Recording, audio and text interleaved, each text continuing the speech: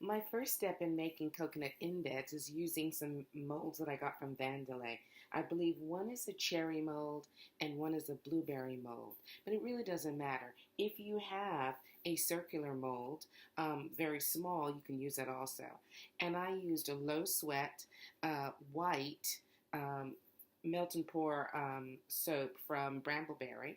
You can also you can have a clear melt and pour soap, and you can add a white colorant to it that you can buy from Brambleberry. They usually come in cakes, and then you can just peel. Yes, beg your pardon. I bought these from Brambleberry, and this is a colorant that you can add to melt and pour soap. And I shave it off with a little cheese knife and add, and it gives a lovely color to the melt and pour soap. And they have lots of this. All right, after melting my white melt and pour, I pour it in the cavities, and when I'm done, I have these insides, and that's what I use to make the inner parts of my coconuts. All right, and and I'll show you the next step.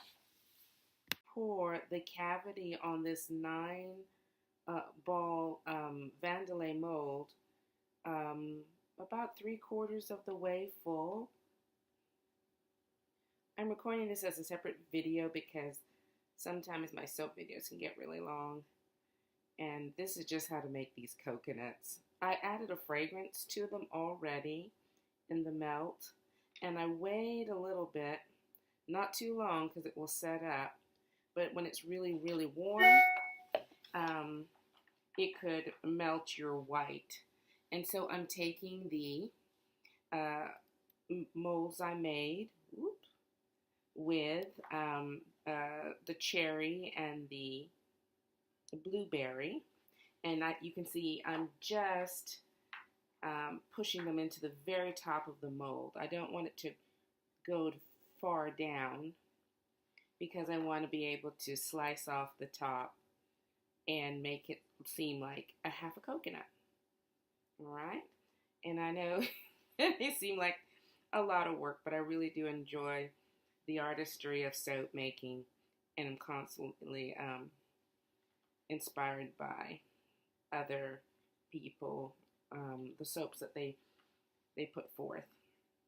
So, and then that's what I do. I push those in just at the top, and then you just wait for it to set up, and then I'll show you next how to clean it up. After your melt and poured sets a bit, then your 9-piece round mold, and I'll put exactly the size I use in the comments above or below.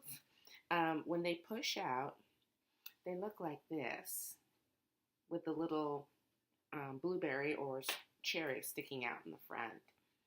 And I really came up with the coconuts because I love Brambleberry's coconut cashmere soap, fragrance oil, sorry, my bad. And I just loved it so much, and I spent a lot of time in the islands, and I wanted to replicate the coconuts. And of course there wasn't a mold exactly that will make coconuts, but it does make the shape. And in the next part of the video, I'll show you how to get the final coconut.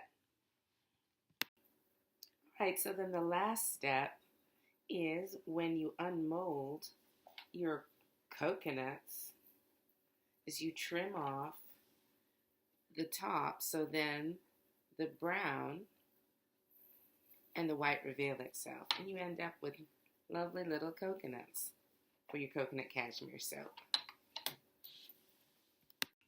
Okie dokie, so all of my coconuts are done. They're super cute. I can't wait to use them in my soap.